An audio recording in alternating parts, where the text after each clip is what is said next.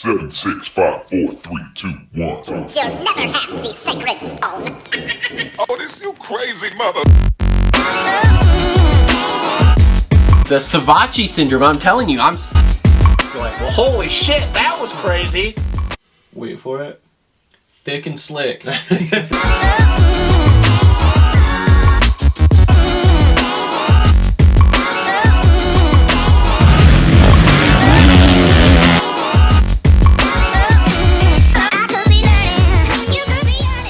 What is up, everyone? Welcome back to another episode of the Moto Aftermath Show, episode number 171. We are here. We are wrapping up Thunder Valley. We have had some catastrophic injuries on Justin's part, so this is a full call-in show this week. Don't worry, we will be back with live in-studio shows here, probably when we get back to the next race, which will be High Point. But anyway, for 171 here, call-in show, so yeah, we're rolling it. As always, want to start off by thanking our sponsors. So we will thank our newest sponsor, BC.Pizza. Make sure to check them out, BC.Pizza. The Plainwell Otsego branch in Plainwell, Otsego, Michigan is the one sponsoring us. So if you're in that area, Plainwell, Otsego, Allegan, Southern Grand Rapids, Northern Kalamazoo, yeah, go check them out. And like I said, BC.Pizza. They also have locations in Georgia and some other places throughout the Michigan area. Also want to thank Premier Custom Trailers. Do you need a trailer? Commercial or residential? Premier Custom Trailers has what you need. They work with the best manufacturers in the industry and specialize in all your trailer needs. Sales, service, parts, or rentals, they do it all. PremierCustomTrailers.com, located 5 minutes south of Kalamazoo on US 131 in Schoolcraft, Michigan. They put the custom in customer service, and they will be hooking us up with a custom 14-foot trailer coming up here, hopefully in the next month or two when it comes in. So we will make sure to check it out on the YouTube. We will have a full review of that. We will be kind of doing some build out on the interior of that for full-blown moto trailer. So make sure to keep an eye out for that. What are you doing? There's so much background noise. What the fuck is going on over there? There's not a lot of background noise. There's a ton of background. Like, one of you just took a hit of blow. You zipped your zipper up right before we started the show. Like, what were you doing? Jerking off or what? Dude, I told you I was zipping a backpack up because I'm fucking just got done mountain biking. That's what we're calling it now. Okay, cool. Anyway, Dude, I don't even want to hear it. It's no different than your ovens and your fucking fan and all your random shit. Do you hear any background noise on my end right now? Yeah. Do you hear any background noise on my end right now? I do. What do you hear? I hear what? What do you hear? I hear you yapping. Yeah, exactly. That's not background noise, dick. Anyway, also want to thank our other two sponsors, JT Cycle and the Dirt Bike Depot. Make sure to check them out. Links in the description down below for all of our sponsors. If you guys want to help us out, support us, the biggest way is to like, subscribe, comment on this video, or to leave us a review if you're listening in podcast form to help us out. There's also some like merch links and Patreon and I don't know what the hell else. Oh, there's Amazon links. So if you shop on Amazon, just click one of those links. You don't have to buy what it takes you to. And just follow it into Amazon, and then you can buy whatever you want off Amazon, and we get a small slice of that. So make sure to go check that out. If you want to listen to us instead of the YouTube thing, or if you are listening to us, thank you. We are on SoundCloud, Apple Podcasts, Google Podcasts, and Spotify, so you can listen to us on all of those. Make sure to follow us on all the major social media, except for TikTok. We're still not on there yet. We are struggle busting hard on that one, but that's okay. But Twitter and Instagram, we're all over those. And make sure to check out our new fantasy show podcast. We play on PulpMX Fantasy. We give away prizes. The grand prize for the overall winner of the league this year, which will not be me, for Motocross, is a brand new set of Answer gear with gloves. And then we do some weekly prizes too. So make sure to check that out. Same podcast feed, same YouTube channel. Comes out usually the Friday before the race. So no show this week because obviously there's no race. But there will be a show next week before High Point. Now, on the line with me, the two normal co-hosts. We'll start... Seriously? Like, Weege, this is a shit show right now. Dude, I'm trying to get like normal life things done.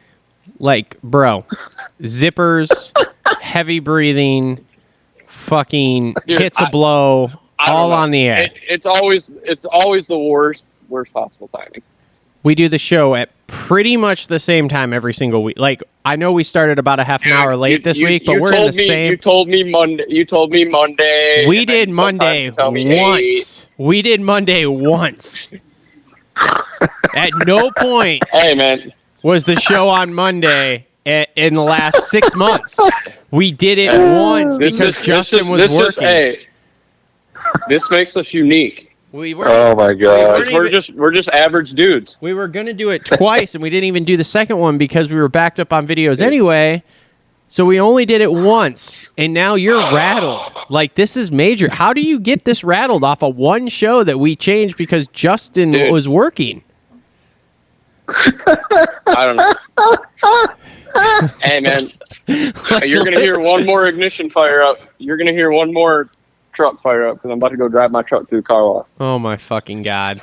Oh my god. Just kidding. I'll wait because it'll be like. Yeah, we don't need the car wash noise in the background too. The drugs, the zipper from the inappropriate sexual things you're doing, and the fucking car starting because you're leaving your booty call is all things we could have done without. It was a backpack.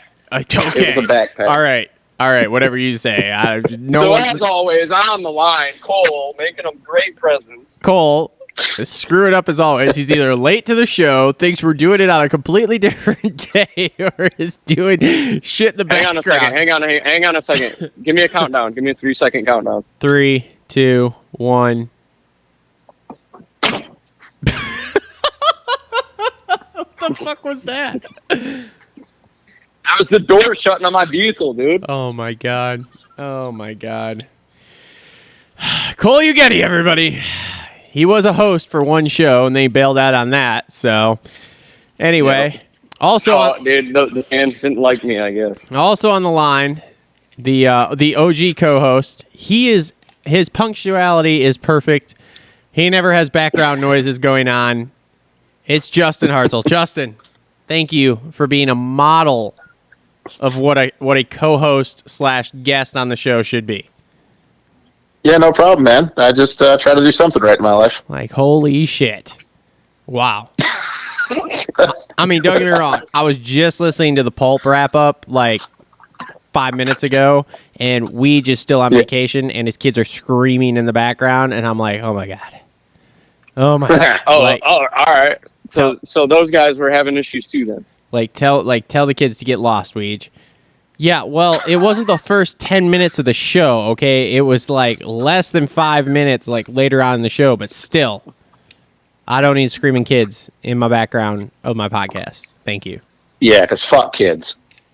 Well, coming from Travis, who did a podcast at the Disney pool with kids sleeping in the back, or whatever. I forgot about that. I did do that. Yes, you are correct there. You got me on that one, Slugger. Good job. Your first win of the show. I know. I had to win at least one thing. Good job. Slugger. You might as well call him Sport too while you're at it. I can call him Sport and pull his hat off, ruffle his hair. Don't call me Bud, pal. Don't call me pal, asshole. Don't call me pal, bud. Jesus Christ. Oh my God! Do you get the movie reference, or are you just making shit up as we go? Oh my God! No, we're good. Let's rip, dude, because there is because I gotta take my truck to the car wash, and I gotta do this, and I gotta do that, and someone is back to form, dude. I'm promising you. All right. Oh boy. Here we go. Okay. Justin knows where I'm going. All right. Let's get this. Let's get this fired off here. Let's start 450s. And even though he doesn't want us to say it, Ken Roxon has been playing possum with everyone. Dude. Yeah, what's all that mean? I don't know what the possum correlation thing is. Hey man, didn't I say this? Did I say this on the last show about the whole head games during Supercross? I even brought this up, and I said maybe Kenny was just fucking with everybody by saying 5 seconds laps slower because he learned how to play head games. Hey, I'm just saying.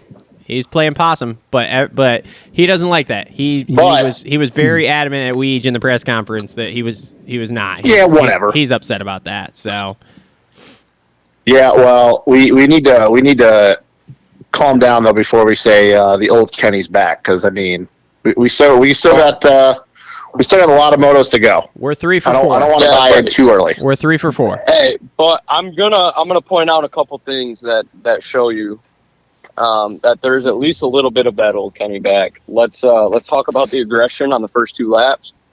Remember the Kenny of old would just slice his way through, and we haven't seen that in a while. He would pass 3, 4, 5 guys on the first lap and then just sprint. 2016 Millville. Yep. And then the second moto, I really like how he didn't settle for second and showed ran us a wheel and got that win. Kenny of the Kenny, I won't say the Kenny of old, but the Kenny of I don't know, in the middle where we don't really know who that guy was. Yeah. Would not have thrown a wheel in like that. But is it, especially that late in the moto? The thing though that I'm going to be hesitant about, and everybody who watches this show knows that we're 3 of the biggest Kenny homers there is, plain and simple. I mean, we support him, we talk about him, maybe a little bit too much sometimes, maybe we give him too much credit, whatever. Yeah. But the reason why I'm hesitant though is that we seem to do this all the time with Kenny though, and I know it's only been since he got since the injuries and stuff, but we've done it in Supercross every year. We did it in outdoors in 2019. We did it in outdoors in 2018. And I can't go there with him yet, because even though he rode amazing, both motos, especially the gap that 16 seconds at some point in the second moto, maybe 18, whatever. Yeah. But we need to get halfway through the season though, because, and once again, I know it's completely different, and we always talk about Kenny is actually a better outdoor rider than he is a Supercross guy. What happens every year to this point, or when we get halfway into the season with Kenny and he's out front in the points? Something stupid happens. And I can't go there with him yet, because the proof is in the pudding. He has not been able to finish a championship since 2016 and be consistent all the way through. I know that Supercross this season, he was consistent, but look what happened halfway through. He started making a ton of mistakes. Coop did what he did with him. I can't go there yet, because the proof is that he hasn't been able to do it through an entire season. I mean, even 2019, when he had, when Unadilla, when he fucking handled Tomac or whatever it was and everybody else, but then the next weekend he came out and laid an egg. So I'm not ready to go there with him yet. I can't do it. I don't want to buy into it and then just get disappointed at round 7 when he goes out and goes 9-9 or something. Bro, the last time we saw Kenny do this good in outdoors, he went 22-2. No. Yeah, but no. Whoa. What do you mean, no? I am with Justin on this one. A little bit about he's just going to lay an egg at some point. We don't know where and when it's going to be. Because that's just who he is the last few seasons. The 16 Kenny, no, he wouldn't have laid an egg like that. But even in 2014 when he won his title, there were a couple of bad motos in there. And what happened to Dungey that year? Was there a mechanical or something? I think Dungey had a mechanical. Was it Red? I think Red Buddy had a mechanical that year. Maybe it was the year before. I don't know. But yeah, Dungey did have a mechanical at one of the rounds. I think his fuel boiled or some shit. I don't know. Yeah, Red Bud that year, he was stuck under the bike. Yeah, that's right. Right in the valley and stuff. Yep. Yep. So, Kenny still, I don't know. The 16 Kenny was untouchable. I think if Kenny wouldn't have hurt his arms, he would have kept going on that route. But he's had to readjust his body to, whatever he's doing. If you want to go down that rabbit hole, but I don't know. That looked very promising to me. Oh, he looked great. But another thing too, though, that I want to add in, even though I think that he's kind of over the hump a little bit on all of his illnesses and whatever, it didn't get as hot as it was supposed to yesterday. And I still can't just let go. You're still waiting for a hot one. Yeah, I'm just still waiting for it. Whether we get it at High Point, whether we get it at Redbud, let's be real. It's fucking hot right now on the East Coast, or here on the East Coast, and it's humid. I mean, we saw what it was this last couple days here in Michigan. So if it's not at High Point, it's sure shit going to be at Redbud. And I just can't. I can't with confidence say that he's not going to melt. As much as I don't want to see that happen, then I would be like, oh yeah, no, he's going to be fine. Once again, I go back to 2019. There was a lot of motos that year that he laid the wood to everybody. But then look what happened the moment that it got hot. He melted. I mean, we saw that year at WW. It was bad. So now if he goes to Redbud and it's 100 degrees and he goes out and kills it, then I'll be like, okay, yep, nope, this definitely looks like this is close to 2016. But once again, let's not forget, he did this in 2019 in quite a few motos, and it was early in the year. I mean, what was it? He won that first moto at Hangtown, won the first moto at Thunder Valley, won that second moto at High Point. So it's not like Kenny has not done this in the last couple of years since his arm injuries.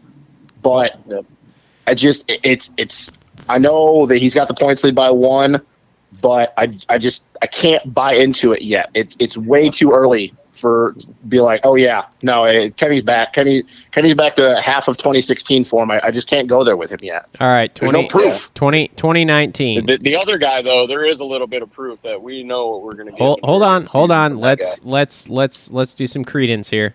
2019 Kenny, Hangtown 1, Paula 3, Thunder Valley 1, High Point 2, Florida 6, Southwick 9, Redbud 5, Spring Creek 5, starts getting hot. Washougal 2, Dilla 1, Budds Creek 4, Ironman 2.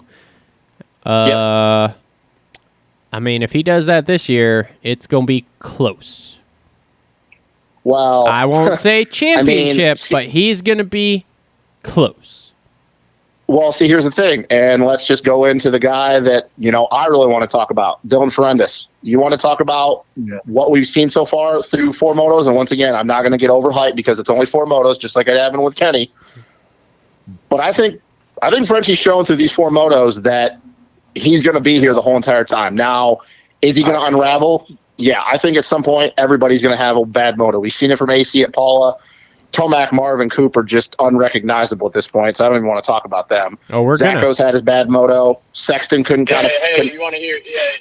Hey, Travis, you want to talk about Zacho and his back? Look, we'll talk about that in a second. Let's get through Frenchie here. But with Frenchie, the thing is that, and I started thinking about this, if you want to talk about them being on their form, even though we know that Kenny is more naturally talented and smoother, they're kind of alike in the same sense that they both do all the same things really well. The way they connect the track, the way they break down stuff, how quick they process information, how they're really light on the bike, how they can manual over bumps. We saw with Frenchie on the downhill where he was being really light on the bike and letting it lift a little bit more so he could bounce over stuff. Their creativity. Right now, the only thing that if you're going to tell me that it's going to be between those two for the championship, the only thing I'm going to give Kenny the edge is his starts. Yep. Because everything else, Frenchie is right there with him. Perfect example, lap 15, last lap of the moto, Frenchie goes a second faster than Kenny's fastest time and over anybody else at the end of that race when he passed Barsha. A second a lap faster than a guy that had a clear track from the moment the gate dropped. Yep.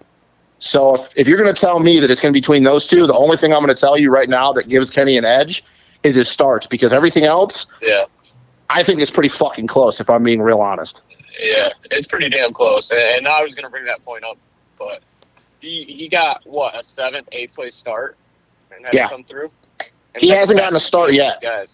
So what do you think if Frenchie hawks a holy finally and gets a start and he gets a clear track? You think that I think it's going to be the same thing that we saw with Kenny in that second moto. I don't think anybody's catching him. Okay, but let's go back to the first moto, right? Okay, so AC's leading, Frenchie gets him, Kenny comes back, gets him. I mean, so it's not like he got the lead and just ran away. And that was the first moto too, so the track was a little bit better than the second moto. Still, but he also came from further back than Kenny did. Okay, though. Kenny was second or first, got the start. Yeah, that's fair. But I mean, Kenny got him back, and then Kenny went away from him. So he did, but he only got around him because Frenchie blew the corner.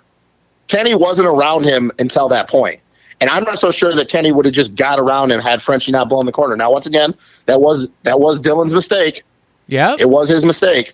But you can't just say, "Oh, Kenny just straight up passed him because he was faster." Yes, he gained back on him, but we know how crafty Dylan is, and it showed in the second moto, late in that moto. So anybody that wants to sit there and say, "Oh, it was a foregone conclusion that Kenny was just going to get around him," I'm going to call bullshit on. Now, I get what you're saying. But I'm not so sure that Kenny gets that moto win if Dylan doesn't blow that corner. Yeah, but there's no proof that he would have. Yeah, but here's the point I'm trying to make, man, is that Dylan didn't run away from him. Okay, like. No, he didn't. He did not run away from him. Where Kenny got around, like, yes, I know Dylan blew that corner, but Dylan didn't blow that corner and then was 10 seconds behind after that. You know, it was he blew the corner, jumped right back on, and boom, they went. So, and then Kenny rode away from him.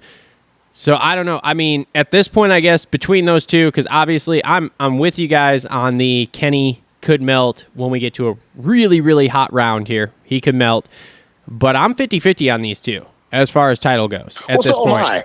I think that's kind of my point. Like, if I wasn't making that clear, I apologize. But that was kind of my point, that there's nothing that really anybody you can look through 4 motos and be like, oh, one of these guys is clearly better than the other, because that's just not the case. If you want to give something to one of them, it's just Kenny's starts are better. But other than that, like, let's be real, they're pretty much right now the exact same person. There's no difference between them. Oh yeah. There really isn't. So, but also too, if we go another 2 rounds, so say we get through high point. What do we got? High point and then what? High point and then Redbud. High point, break, then Redbud, and then we got Redbud, Southwick, Millville, Washougal. If we get through break, 5 rounds in a row. If we get through Redbud and Dylan hasn't figured his starts out and Kenny's still ripping off wins, I mean, dude, at that point, then I'm gonna go much higher on Kenny winning this title. And B, the fact that he wins it is because Frenchie can't get starts. Because I will agree with you that Frenchie he's fast. I mean, this is like Talladega Nights. Frenchie can drive, you know, like he fucking rides. Yeah. Okay, he is fast. He cuts through people. He goes by people like they're standing still. And so yeah, but if he cannot figure out the starts and get the start, he's gonna put himself in bad spots. And he's going to end up not being able, because Kenny's going to get good starts. Those Hondas drive out of that fucking gate. Like, they just go. So, and we all know that Kenny's good at starts. And the more confidence you give Kenny here, especially as we go through outdoors, the harder it's going to be for you. You know, Kenny ripped off 2 more moto wins at High Point. All of a sudden, he's gone 5 for 6. I mean, But here's the thing, though. You can say the same thing about Dylan. You can say the same thing about Dylan, though, because Dylan was not expected to be in this situation. And even me being a huge Dylan Ferendis fan, I said that he would have a season like AC, but I didn't see him winning the title, and he still make bad mistakes. But this guy, like, the same thing. You're looking at a guy that's kind of playing with house money right now because he was not supposed to do this his rookie year. So for him, he's kind of going, well, nobody expects me to be in this position. Maybe I take some more chances because nobody really expects me to be here at the end of the year. Yep. They kind of just, I'll be fast as some rounds, get some moto wins, and then I'm going to crash my brains out half the time like he kind of did in Supercross. But the thing is, you can say the same thing about Dylan. Dylan racks off a couple moto wins, gets his starts figured out. I'm saying the same thing about everybody else. Like, because we know you can't get in Dylan's head. You're not going to fuck with him mentally. Like, plain and simple, there's just nobody that's been able to do it. If Hurlings couldn't do it back in the day, as much as I love Kenny, Kenny's not going to be able to do it. So that's the thing is that you could kind of say the same. Yeah, I mean, the only other thing I don't think mental-wise, like, you're going to break him either. Like, I don't think that's going to be a thing.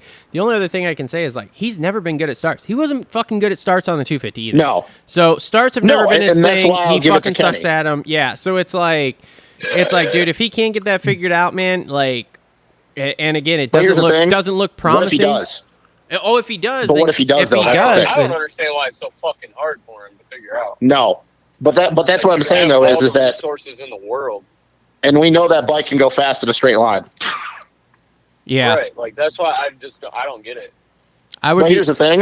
What if he does? Or something. I mean, what if he does get his starts figured out? No, you're 100% correct. If he gets it figured out, like, everyone in this class is in trouble for the rest of the season. If he gets the starts figured out, those boys are going to be in trouble. But sure. history and statistics show us it's not going to be a fucking thing. Like, and the crazy thing, though, is, and as weird as this is going to sound, because it's only 4 rounds, but I think that the stretch from Redbud, Southwick, Millville, and Washougal, because it's 4 rounds in a row, I think those rounds are going to decide the championship because not High Point, because we have a break, High Point, and then another break, but those 4 rounds in a row, because we're going to 4 tracks that both Kenny and Frenchie, and I guess you could talk about Frenchie being on the 250, they're very good at, and 3 of those rounds are in softer dirt, which I know everybody likes to give Kenny this big advantage of the sand coming from the GPs, but he's not been historically great in the sand. Like, he's been good. He's got wins, but he's not been like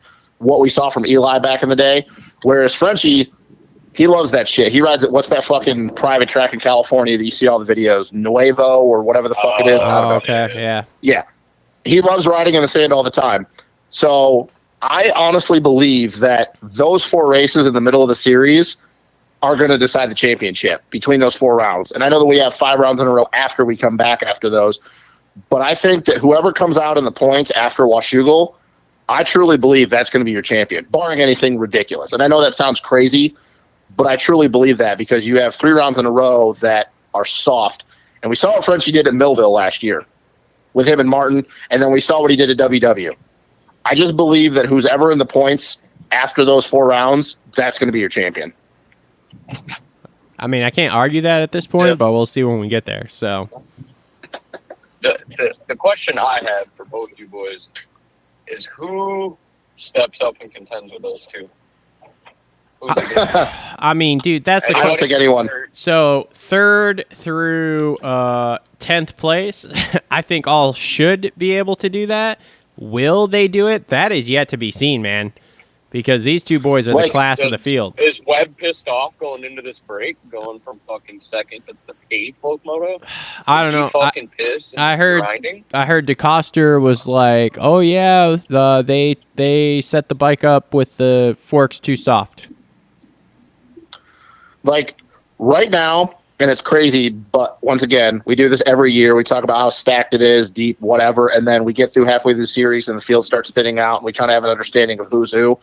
If right now Kenny and Frenchie are the top 2 and the top 2 tier of quite a bit, I think that you got to think about Barsha, Plessinger, AC, and I want to put Sexton in there, but once again, like, he did good yesterday, but it wasn't the kind of speed we saw Paula. Like, let's be real. He got fucking dropped. And I know they came from the back, but when he got into 4th, like, he wasn't making up any time on nobody. So I want to say that it's Barsha, Plessinger, and AC, and I think you would have to give the speed to AC. But the fact that he got dropped as bad as he did in that first moto, and then him talking about how he's not in race shape in that second moto, which how the hell, I don't even know how that happens. Who said that? As long as he's been riding outdoors. What's that? Who said that? AC said on the podium that he didn't feel that he's in race shape yet. Jesus. That he's still lacking something at the end of motos. What's up? These Kawasaki, when we get to 250s, we'll talk about another Kawasaki guy that's not in shape yet either. Sorry, bro. That's a huge hit in AC's confidence if he's saying that, because he was coming in pretty high. Yeah. You guys got to go back and watch it. I might have not been verbatim on what he said, but he said that he does not feel that he's still in 100% race shape, which I'm going, I don't know how the fuck that happens. But anyways, so honestly, if I'm looking at those 3, I know you guys are going to probably shit on me for saying this, but I got to say that I think Barsha is the guy that's going to step up. Now, I don't think he's going to be beating those 2, but I think he's going to start moving into that 3rd spot and being there consistently. I mean, maybe. I don't really have an argument for it. I could definitely see that. The crazy thing is that 3 through 12 are fucking battling to the death back there. Like the front battle is not that great. You've got Kenny and Frenchie running away from everyone, and maybe they're battling, maybe not. Just kind of depends. But then 3 through 12 is like a fucking pack of wild wolves in this 450 class, all fucking going for each other's necks, trying to fucking get on the box. The crazy thing is that Christian Craig, yet again, is kind of sliding his name into that, like, forgetting about him thing, because he had a pretty good fucking weekend, in my opinion. I mean, like, he's I know 6'7" for 7th. Like, that's I agree with that. I was expecting that out of him. Yeah, no, I think that's great. Like if you're looking at the next guys of Barsha, Plessinger, AC, and maybe Sexton, like, let's be real. Craig has got to be right getting close to that point, because if you're going to ask me who you would think through these 2 rounds going forward, like him, Marv, Zacho, Tomac, Webb, like whatever, I'm going to pick him over those guys, because at least him, I've seen like a little bit of like, oh, there's a little bit of brilliance there. Those other guys have shown me fucking nothing through 4 motos. Yeah, I mean, dude, No, I agree with that. Barsha, I tweeted this out for those that follow the Twitter, but Barsha how loose and all over the place he was, but still just absolutely shredding at Pala in that first moto. Oh yeah. If we get that Bam Bam a few more times this year, it's gonna be fun to watch. Well, and he was great in that second moto until Frenchie got around him. He was solidly second the whole entire time, and then obviously Frenchie zapped him. But I mean, dude, there was no point in that moto where I'm like, oh shit. I'm like, he's either gonna fade or he's gonna hit the ground. Like he was just good. Yep. The whole time. Hang on a second. Did you just say zapped him? Yeah, zapped him. Whatever. What do you picked him off? What do you do? I'm playing laser tag. Yeah, maybe, man. Maybe fucking Frenchie's got an airsoft gun. I don't know. No, dude, he zapped him like Star Wars, like pew pew, and then just went around him. Zap him. Whatever, man. So speaking of zap, zapper? well, not zap, but something with Z's. Can we talk about Zacho for a moment? He's done, right? Like he re-aggravated that back. Yeah, I would say we're probably done. Yeah, called that one. Like coach texted me before I even watched the motos yesterday and was like, "Well, Zacho's season's over." I think you see a press release coming here soon. Yeah, it has for to sure. be. It's just like, dude, just go get it fixed. You've already re-signed for next year. This title's over for you. Like it was a good try. You gave her the effort, but let's just go get that back fixed so you can ride next year. Yeah, I just want to make it known that I called that like the whole entire time. But all right. Yep. I give you credit where credit was due. Yeah, it's fine. I mean, like I said, we came out, we gave her the old college try. It didn't work. The back went back out on us, and here we are. I mean, dude, it could have gone. It could have gone the other way too. That's very nothing easily. against Zacho. I mean, that's nothing against that. It's This nothing isn't against him him. just Like I give him all the credit in the world. This isn't him just riding terrible. This is he had a back injury that's pretty fucking serious, and it's a situation of like, if you have a back like that, I mean, that's what you're dealing with right now too. Is like, you could be fine for months. Like he could have gone through the whole season, been absolutely fine, fucking rattled off moto wins, fucking damn near defended, if not defended his title, and everybody would have been like, oh fuck, well that was a good decision for him to go try it out and see what happened. Or you have this happen, you get 2 rounds in, the back goes back out, you completely fuck me in the ass in fantasy, and now you go get it fixed. Well, no, and that's the thing is like I want to give him all the credit in the world. The fact that he was riding with a bulging disc, like that's all credit to him, man. Like that shows how much of a bulldog he is. Which, like I've said, the only thing I ever give him credit for is that he just doesn't go away. He doesn't give up. I guess the only thing that bothered me throughout the whole thing, and I'm not going to go on this rant. I'm just going to say it, and we all know that it's a problem in the moto industry. And we talked about it with Coach before. Why couldn't he just been transparent with people? He knew his back wasn't good. And I don't know if he was getting counsel from Husky saying, oh, man, don't let people know that you got a back injury. We know how that shit goes. But it's like, dude, we know that he's got that #1 plate, dude. It's like, that's so fucking dumb. Like, it's not like anybody's going to think less will be like, oh, yeah, man, no, like the back's fucked.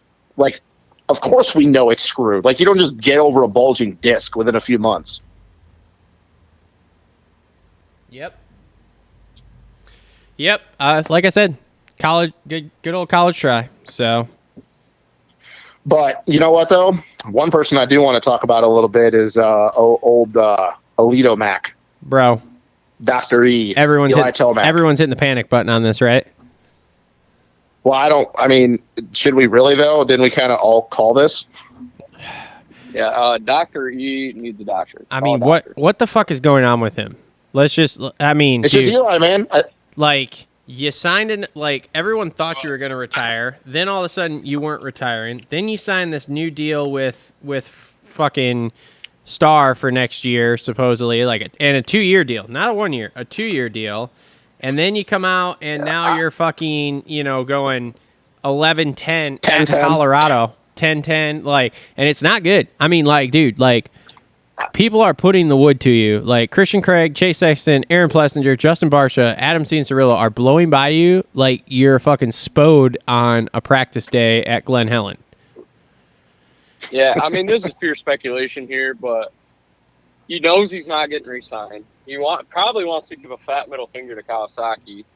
I follow his fiance, wife, or whatever on Instagram because she posts a little more about their lives than what Eli does. So Jesus Christ, you would. Who Eli really is. You follow her because she's hot. Well, I just want to see who Eli really is, and some of the stuff in there, he's actually kind of a funny guy. I wish he would show that.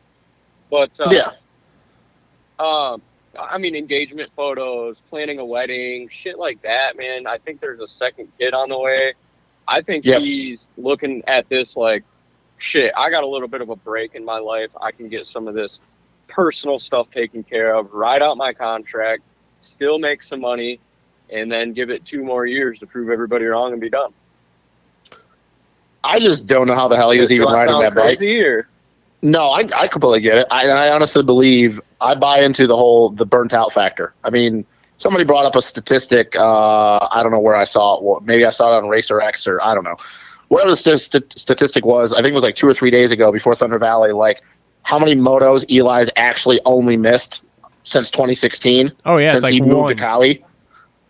Yeah. So, like, the burnout is real. I mean, we know it is. We've seen it plenty with guys, and the perfect example is Davey Millsaps. We saw, not comparing the two, but Davey got burnt out, and he made it known. It happens. When you're doing this from such a young age to, what, Eli's 28, 29, whatever. Yeah, he's like 28. Multi-time champion.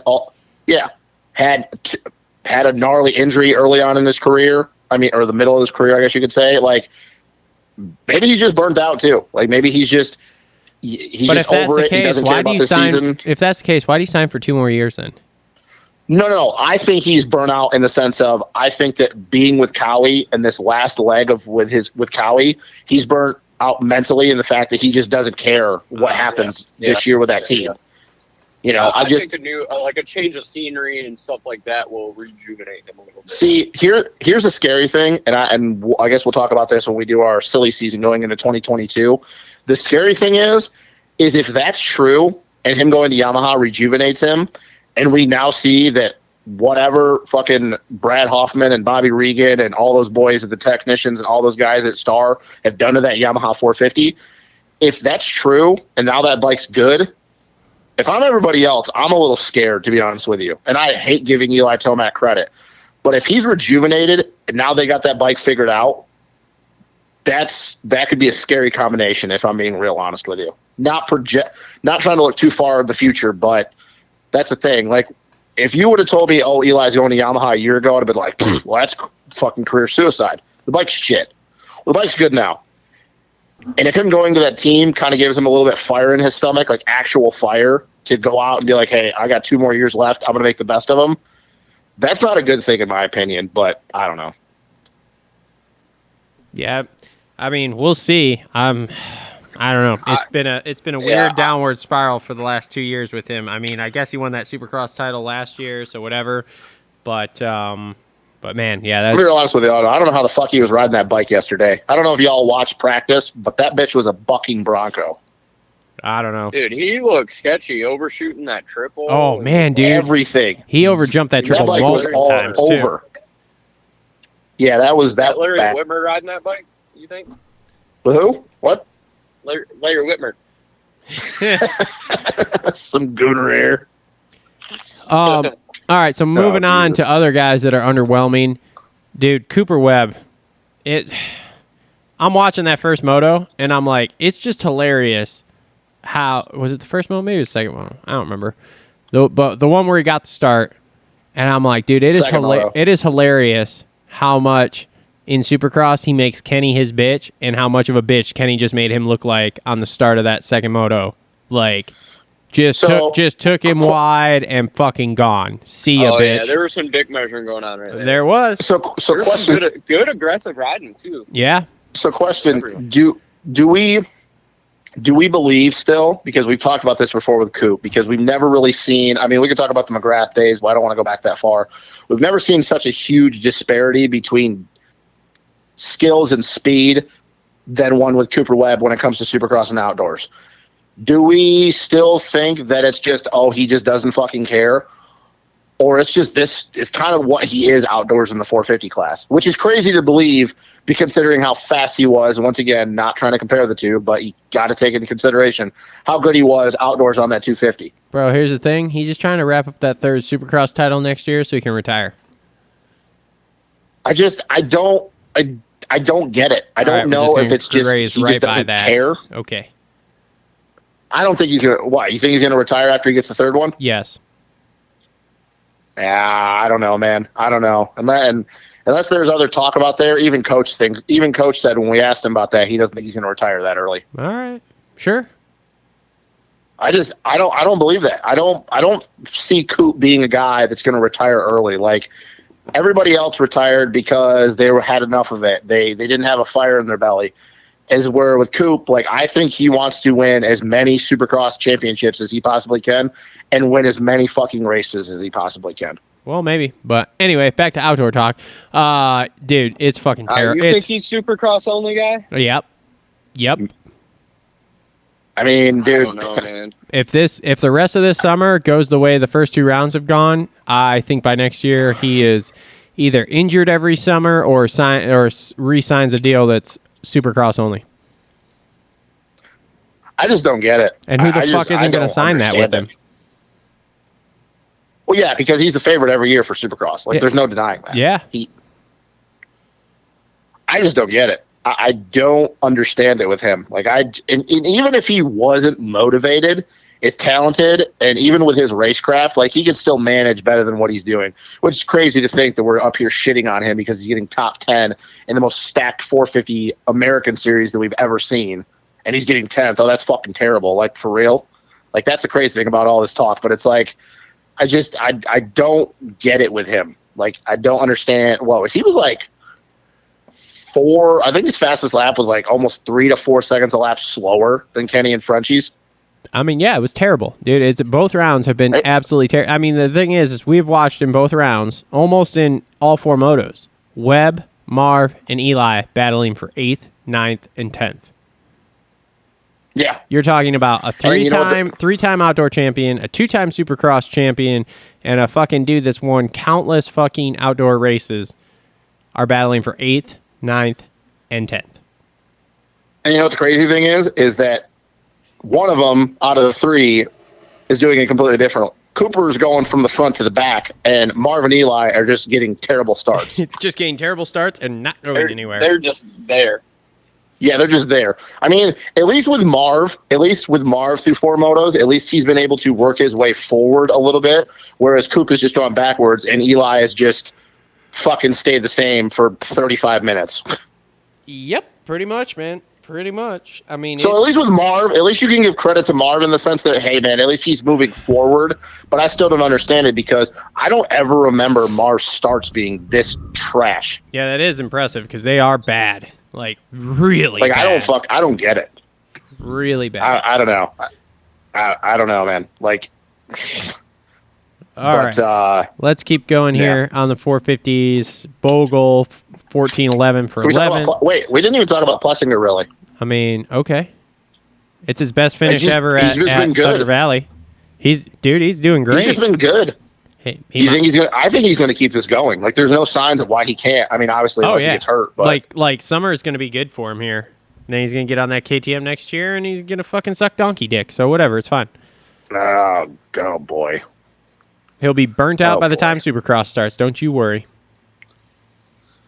Well, at least he's getting a fat check. The KTM move's going to ruin him? Yep, 100% career suicide. Well, at least he's getting a fat check. At least he's going to get a fat check. It is June 6th, 2021 at 7:24 p.m. Eastern Standard Time, and I have called it that Aaron Plessinger's move to KTM is career suicide. So... So, do we kind of see with AP, other than a mud moto, do we see third kind of being his ceiling at this point? Yeah, third in a moto? He doesn't have the speed to go with Dylan and Kenny.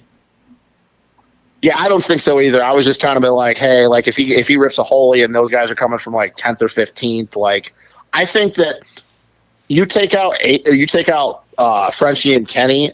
I truly believe that AP, like it's like I said, it's Barsha, AP, AC, and maybe Sexton. But I think that he can beat those other 3 guys. Now, I don't think he can beat Kenny or Frenchie, but I don't know. I'm just super impressed with him right now. I know that he, like, when he went on with Jace at Gypsy Tales, like, hey, bet on me. Like, he was talking all this. Like, he's backing it up so far. I know it's only 4 motos, but he's just been very impressive to me. Yep. Yeah, he has. And he's got lots of confidence, man. He's out there to prove JT wrong. Well, yeah, it's always a great day when you prove JT wrong. So...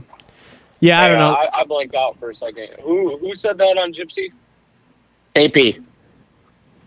Okay. Yeah, I mean, he came on Pulp super confident before the Supercross season, too, and that motherfucker backed it up.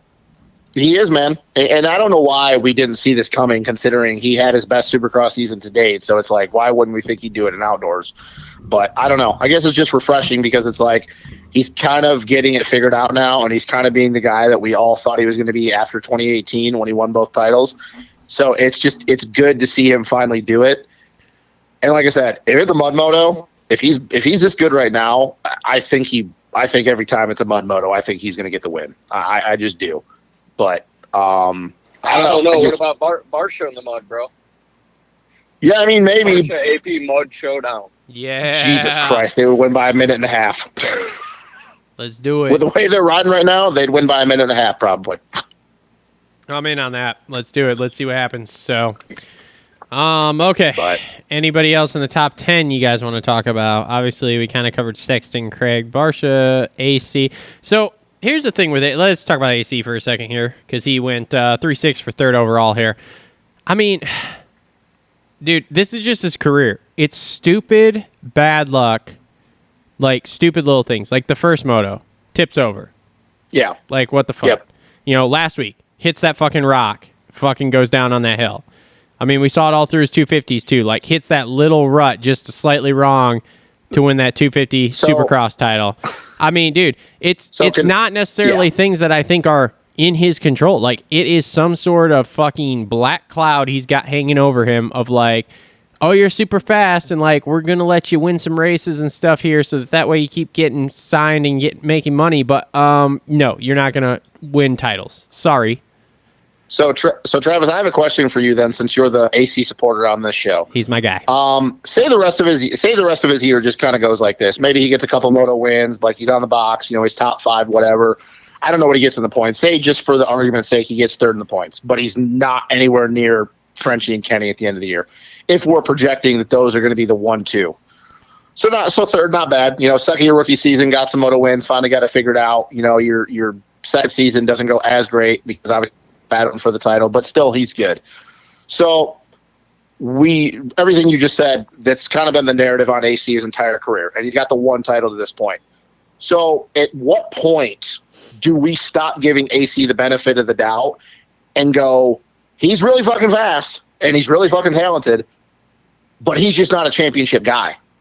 He's just not. Like, that's the thing is that I have to believe that if he makes it through this entire season without getting hurt, and he's just not good enough to win the title, which I'm not trying to be disrespectful by saying not good enough. Like, third in the series, obviously that's fucking amazing. It's not what he wants. It's not what he gets paid for, but it's still damn good. But at some point, we have to look at it and go, he is just not a championship guy.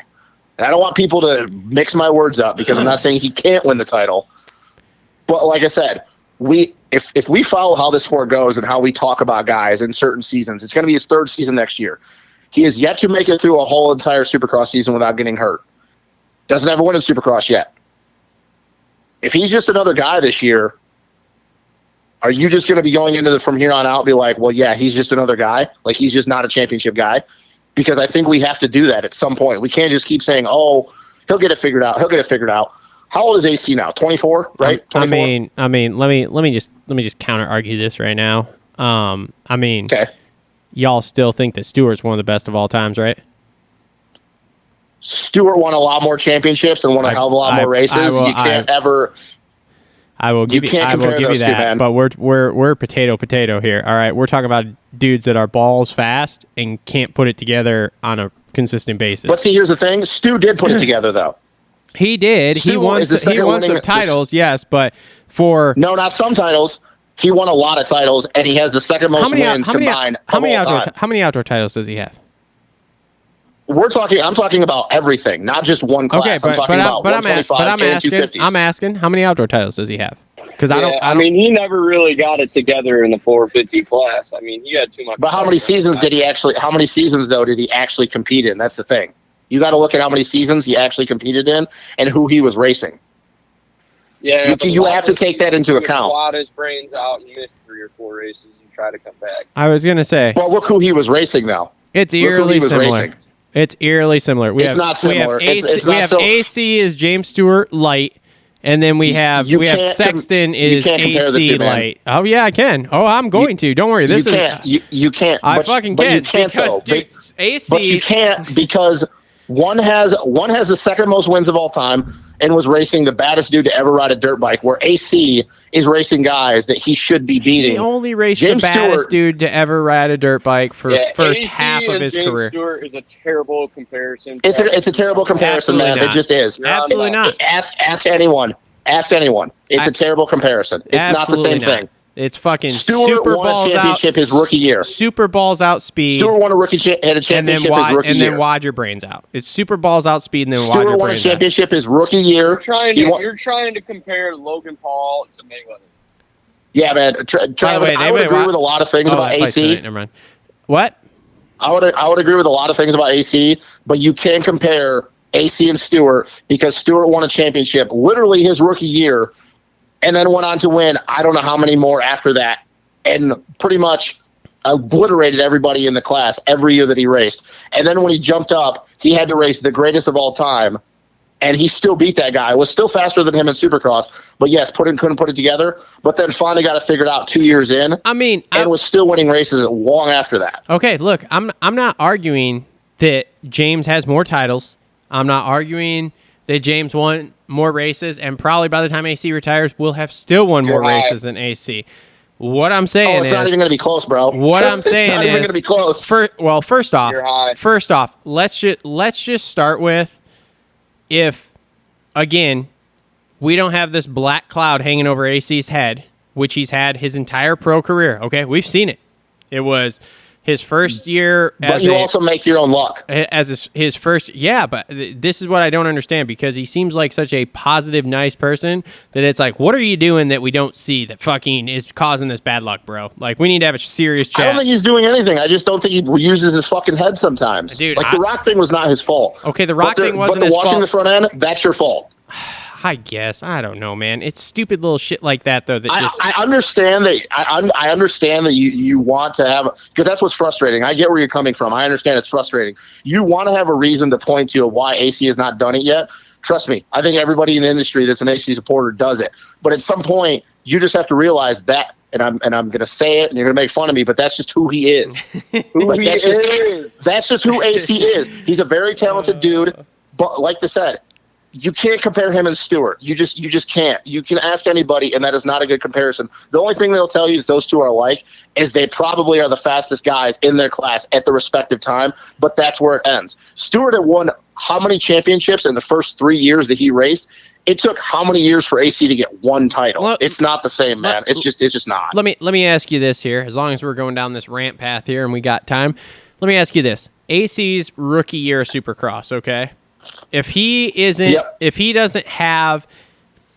not at that point where his body is growing so much, because obviously we all saw it, like from his rookie year of Supercross to about the third, fourth year, whatever the fuck it was there, however many years he was going through the shoulder injury thing there. If his body isn't going through puberty and growing at that point where his fucking everything's moving so much and he can't get the shoulder fixed and keep it together, he wins that Supercross title his first year. I mean, he won 2 out of the first 3 fucking races that he was fucking in. And then he was leading that one when he fucking crashed. Yeah, but he didn't. I understand he didn't. I'm just saying, if you want to go down this road of like if we're going to go down this road of me making this comparison, okay, you go to that, and outside circumstances, he couldn't help it when could he have helped that crash? I don't remember, because I'd have to go back and watch the crash again to see if it was something he did. But okay, he goes down, he pops his shoulder out. Obviously, it doesn't get any fucking better there. He goes through 2 or 3 years of fucking the shoulder's just completely obliterated and he can't keep it in and all this crap like that, right? But you go down this road where his body's not changing that much, that shoulder isn't that fucked up. He's already gone through puberty. He's already a man, he's already the 6-foot man we've seen. He wins that fucking rookie Supercross title, and probably his whole career trajectory is different. And then you're looking at a Stu-esque person at this point, even more so than you already are. But like you said, now we're looking at it as he still would have had to race Cooper Webb and Jeremy Martin. Bro, he won his first Supercross race at 16.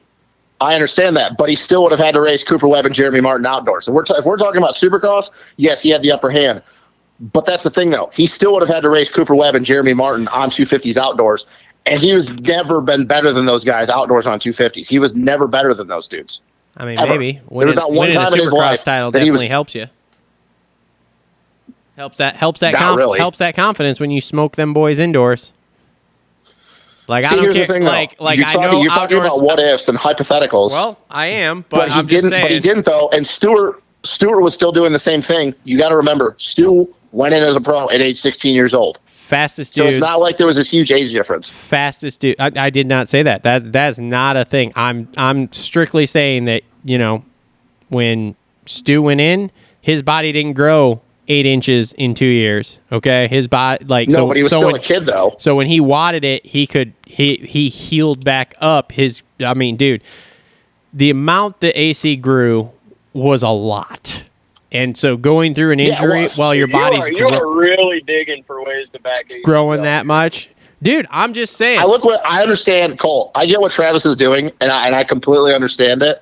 I don't disagree with it. You try to look for a reason, but the thing is there is no reason. It's just some guys just perfect example. Like I said, it's just a black cloud that hangs over his head. Like, there's no reason he should crash this much. He should be a multi-time champion. He should have multiple titles, both indoors and outdoors on the 250. He should be battling for these titles. We should not have to watch. We should not have to watch AC do AC things.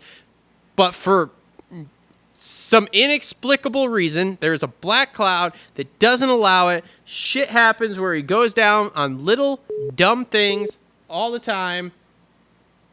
Is anybody there?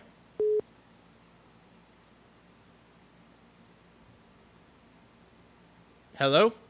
Damn it, I was on a roll. I know, me too. Fuck. Is Cole on or no? No. What the hell just happened? I don't know. Oh, God. Wow, what great radio. And now Cole's going to be like, oh, yeah, my background noise, fucking idiots. All right, hold on. Oh, Jesus.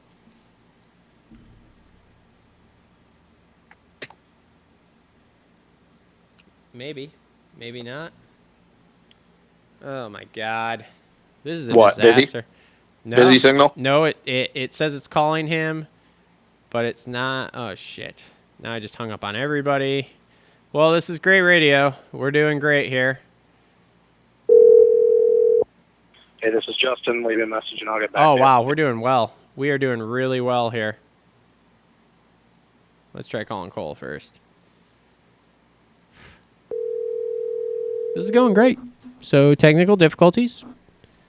And we're handling it. Hello. All right, cool. You're back. Let's get Justin here. I don't know what the fuck just happened. Just dropped the call. That's cool as always.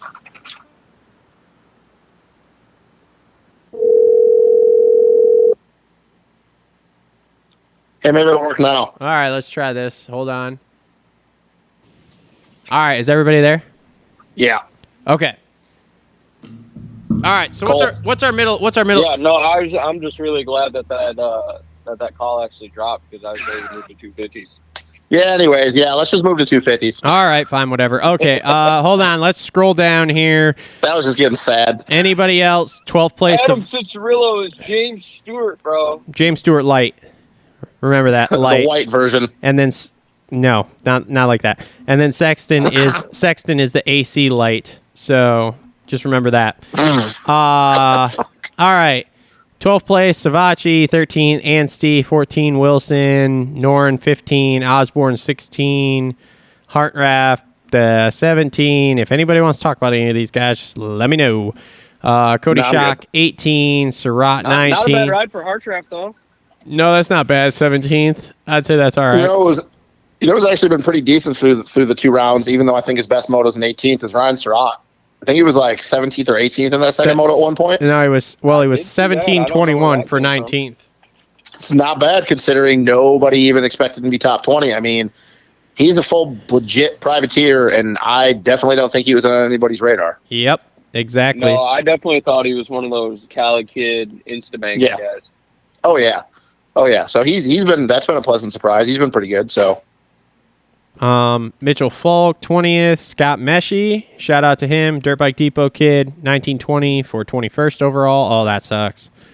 1920 yeah, he's probably for 21st. sad that WW's off the schedule. Rod Bell, Cole, your boy Rod Bell, 36-19. Hayes, 20-37. Hey, the summer of Rod Bell begins next. Oh, okay. All right. High Point?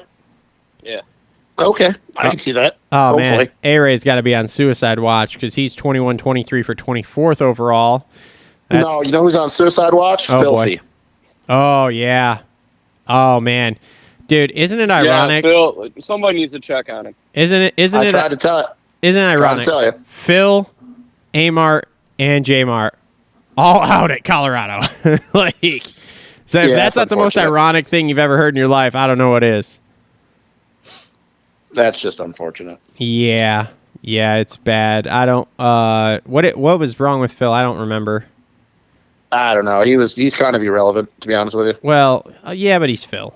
So I don't really. It's I fun. think he ate shit in the first corner, but oh yeah, he did. Top 10s for him. I don't know about all that. He did, but I don't remember. And Amart's got a broken arm, like a bad broken arm, I guess.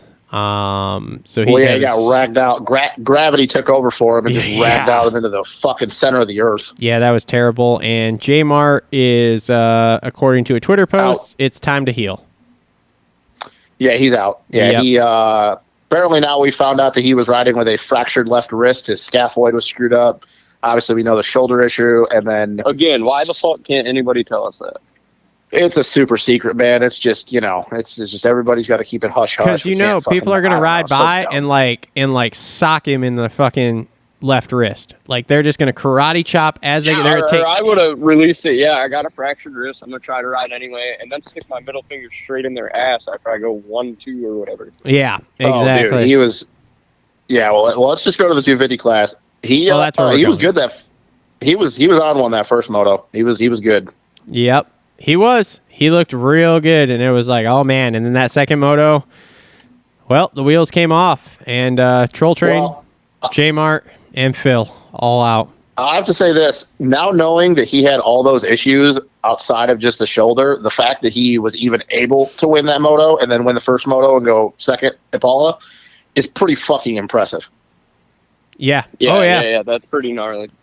Yeah, that's fucking gnarly. That's damn gnarly. I mean, it is, but man, here we go. So, is it time for the Martin brothers just to hang it up? No. Like neither of them. They both should just keep going. Well, Amart could. I don't know. Amart could probably. I could see Amart hanging it up and trying to pursue the training thing more full time.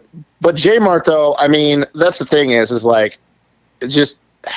I don't know. There's no proof that he should hang it up. Like I know he's had these bad injuries. But that's the thing though is like when he's on track, he's still one of the gnarliest dudes in the world. It's just he's always freaking hurt all the time. That's exactly it. Like, dude, get out while you can. Okay, before you have another gnarly back injury, you've got money in the bank. Like, get out. I go really do wanted something. to see him with a green number 6. That's what I wanted to see. Yeah. I don't know. It hurts too because I'm such a big J-Mart fan. It's like, dude, if he could just be healthy, 100% healthy for a series, these boys would have nothing for him. It's just like all the time though. I don't get it either because it wasn't hurt a lot early in his career, and he was almost never hurt as an amateur. So I don't know what's been happening lately, but God, brittle, bro, brittle. So. And I asked Coach this morning if he'd talked to him. Coach said he hadn't heard anything yet, so I don't have any information as far as whether the wrist thing is completely legit, if that's what's fucked up or whatever. I don't know. So anyway, well, either way he's out, unfortunately. Yeah. So all right, let's start at the top here. So Justin Pooper goes 2-2 for first overall. He was unhappy with that, obviously, because he got beat both motos. Well, he should. Yeah, he should be. And my man Jet. I love the attitude of the pass. Kind of, yeah, pretty much. I when Cooper blocked him that couple times. I was like, "Oh, Jet, it's time to start sawing off some front wheels, brother." And he didn't disappoint. He claimed that if he let off, he thought he would crash in high side, so he had to stay on it. And he claims he didn't really know that he hit Justin's front wheel, which I call bullshit on all that. But anyway, got it done. And yeah, so Justin Cooper 2-2 for first overall on the day. So, I mean, yeah, whatever. Can we, do we, even though I still think he's going to shit the bed halfway into the series like he always does? Yes. I think we kind of got to give him a little bit more credit, though, even though it's 4 motos. Oh, bold because I move. don't think any of us saw him doing this at all. No. Who? Justin Cooper. Oh yeah, we gotta give him a little credit. Like I said, I still see him shitting the He had the sheets. balls to bring the dog on the podium again. Yeah. Oh, God. I mean, it's definitely a better start than what we thought. Although Paula didn't go I like still think he's great, gonna- but Yeah. I still think he's going to fade halfway into the season like he has the last couple of years. 100%. Like he's not Hey, making all the way can through the we year. give one guy a little bit of credit that's showing some speed while you're giving people credit. Who's that? Sure. Michael Mosiman, dude. Oh. That second moto, he fell way back, but I guess his fuel boiled. Oh, that's what. Okay, I was wondering what happened. I was like, what? I was thinking about I that. saw him soaking jumps up and not jumping them all the way and stuff like that. Well, and the reason why I was like, there's no way that he pumped up or he faded because it happened so quickly. I was like, I've never seen somebody like going from pushing it down the hill to all of a sudden just, yeah, no, I'm just on a Sunday cruise. So I was like, there's no way. I was like, something had to have happened. Yeah. He started boiling fuel. The gas Yeah, gases he's, had fuel problems. Well, they need to get some monkey bunkies. No, he's been good though. You got to give that dude some credit. Like he's been damn good, and probably I would have to say the surprise through 4 motos so far. Because like I said on the Paula show, I just thought he was going to be like an 8 to 10 guy. I didn't really think anything better of that. Yeah. But the fact that he's been top 5 speed through 4 motos, it's been pretty impressive to me. Yep. Exactly. So I know it's early, but Jets winning this title. See, Anybody else Okay. on the Golden Jet train with me, or is everybody else still fucking floundering around thinking that this isn't going to happen? well, see, here's the thing. And this was, and I even said in the group chat, he's definitely the favorite right now. Like he's got to be. He's got to be the favorite. But the thing is that I still can't be like, oh, it's a done deal that he's going to win this title because of what happened that first moto. Like he got dropped. Yeah, but Like straight drop. Yeah, but he said And he rebounded the second moto. He Yeah. rebounded the second moto. But the thing is- calm your tits got for a the thing, second. Rebound's impressive. Calm The your- rebound is impressive, but how bad? That's not a little concerning to you guys that he got dropped as bad as he did in the first moto, and no. it's not like he got a terrible start. If you'd let me talk for 5 seconds, I would tell you why I'm not concerned about this, sir. Okay, In his post-race interview, he said in the first moto that those boys had some pace, and he lost touch with them, and he said, well, screw it, 4th place is better than being on the ground, which was a very mature thing in my mind to hear coming from a 17-year-old. So, see, here's the thing: that is completely the exact opposite of what he said on the podium. well, I don't know. That's what he said in the post-race, so we'll see. Because what he said on the podium was, he said those exact words that you started off. Those boys had some pace, but he didn't go with, well, I just settled for 4th. Those boys had some pace, and I just didn't have it. Well, he didn't have it, So why is obviously, he because he saying two didn't different? stay Why with is he saying two? Yeah, I don't understand that though. Like, why is he saying 2 different things? Kind of like with the AC thing and some of the other comments. Like, I mean, why are is these it- dudes saying one thing and another? Is it really 2 different comments, though? Because, like, he didn't have the pace. No, so it is instead of because trying to- you're saying that he was being mature about it and just goes, hey, I'll take 4th. It's better. Which if that's really what it is, then yes, I applaud him. But it is different because what he said on TV was those boys had some pace and I just couldn't match it. He didn't say anything about, oh, I settled for 4th. He literally straight up said, I was not as fast as them, and that's the end of it. I mean, I don't know. So it is kind of different. I feel like it's somewhat the same because it's like, well, I didn't have that pace, so instead of trying to push it and wad it up, I just But settled for 4th. Travis. But that's the thing, though. He didn't say anything about, oh, I backed it down because I didn't have the pace. He basically straight up said they had a gnarly pace, and I just didn't have that pace. And that was where it ended. Now, if he would have said, yeah, I didn't have the pace, and I just, I was in 4th, and that's what it is, then yes, it was the same thing. But when I hear somebody say, oh, those boys were fast, and I didn't have the pace, and that's telling me that you just weren't as fast as those guys, and that's the end of it. There's no, oh, I settled for 4th place, and I was being smart about it. So that's the thing is that if he said one thing and then he said in the press conference, which one is true? Or is it just in the middle and it's kind of both? Because if it's in the middle and it's kind of both, then I applaud him a little bit. But if he's just saying one thing and then backing up by saying, oh, like, I didn't want to seem that way, I really don't know what to think, because that's the thing. He got dropped that first moto, and it wasn't just he got dropped. Like, he got gapped. Like, it wasn't even fucking close. Yeah. And I know it was even bigger when we got back to Hunter, but there's nothing about that first moto that I'm like, oh, shit. Like, I can't take anything out of it. What was he, like 29 seconds back of RJ? Yeah, he was a ways, dude. It was a ways. He was back, and then it was another like 20 seconds to Hunter. So yeah. So it was a distance, man. Jet is definitely the favorite. He's obviously the points leader by what, 10, especially with J Mart out now. Let's see. But I just don't know, because that's the thing is that Jet, it's still at some point we know is going to have one of those races where it just goes bad. And if we believe that Cooper's going to have a fade, like, I don't fucking know. I still think this championship is open for it. Yes, if I would pick one right now, it's got to be Jet, because he's the points leader and he's got 2 moto wins. But it's a little concerning to me when the guy that you're picking to win the championship gets fucking smoked in one of the motos and he's not even on the box and he didn't crash. But here's the thing. Who else are you going to pick? That's the thing. I can't pick nobody. I mean, you're talking 3 out of the 4 motos. Hunter comes to form. 3 out of the 4 motos. He has been class of the field, and one moto, like, he got dropped or whatever.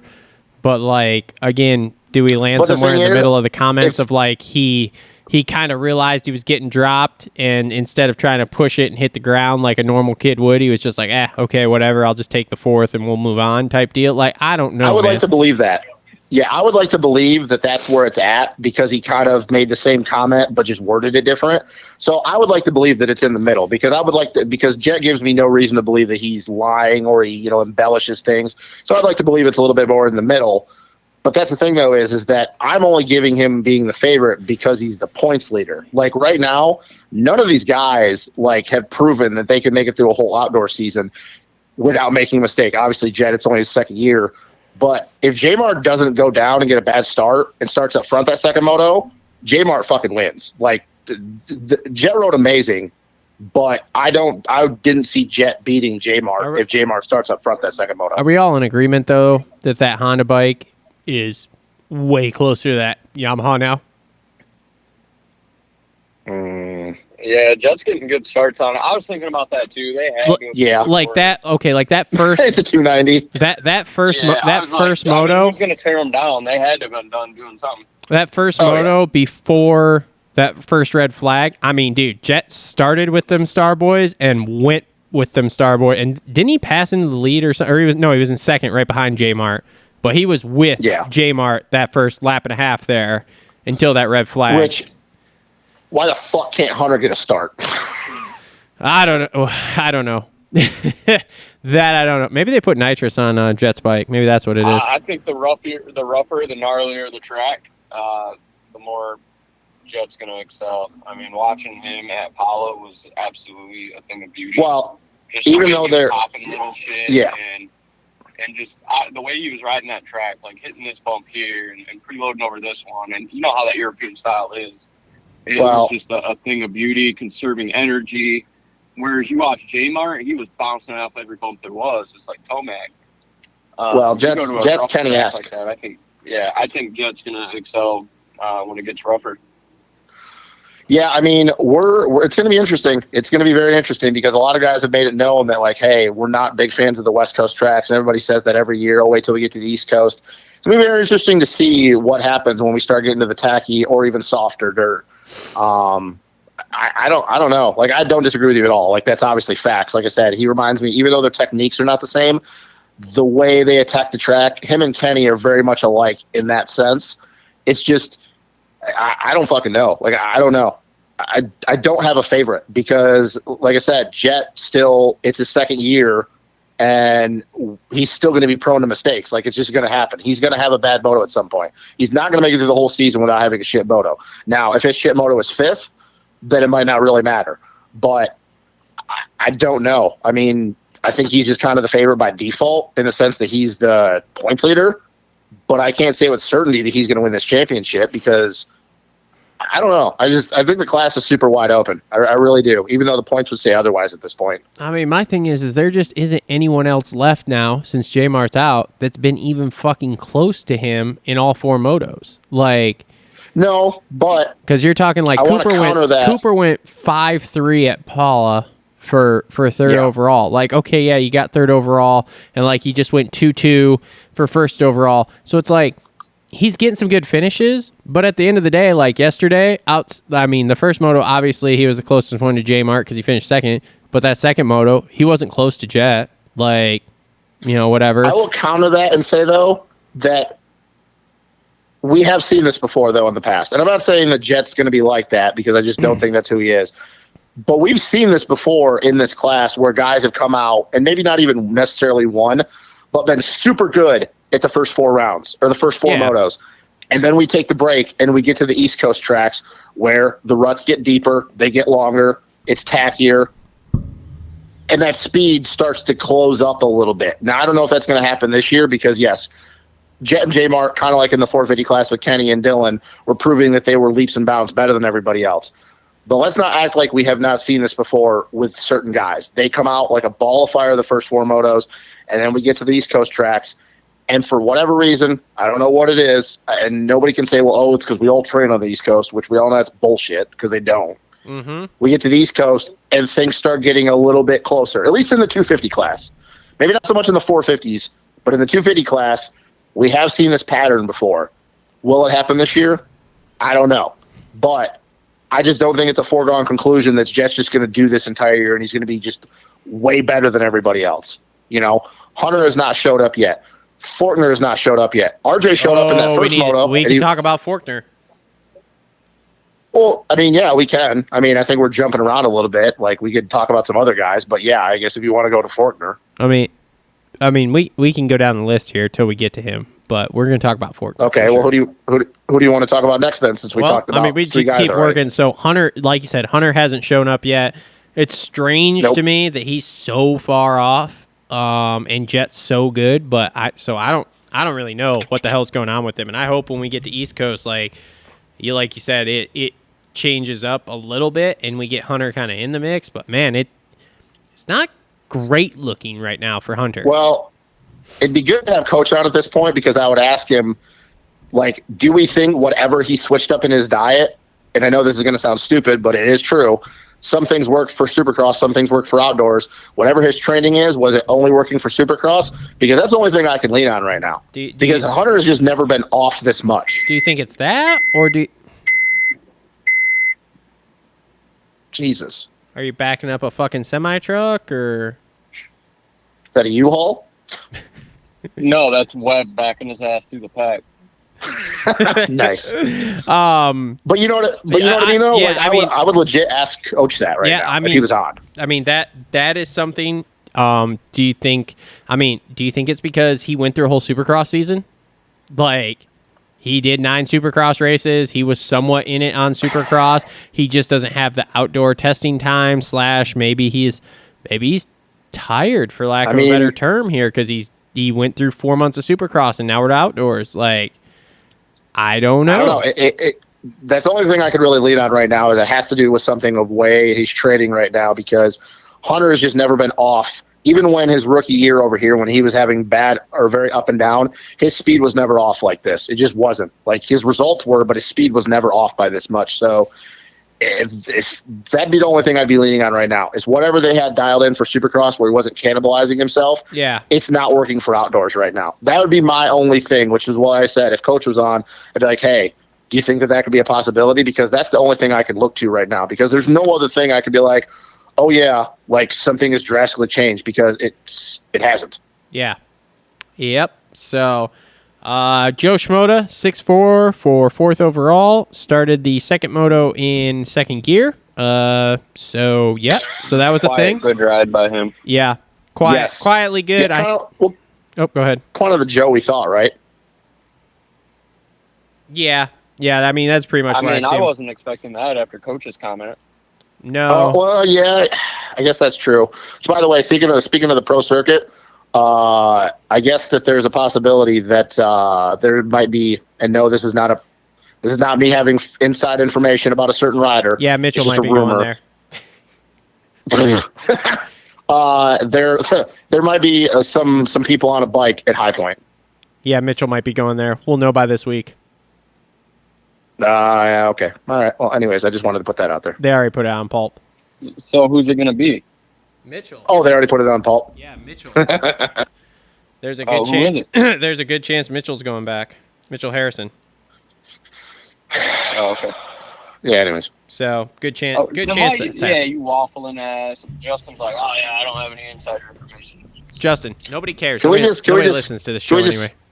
Can we just skip over this and just go to the guy who was right behind Joe at that second moto? Jalek Swole. A little bit of a surprise, right?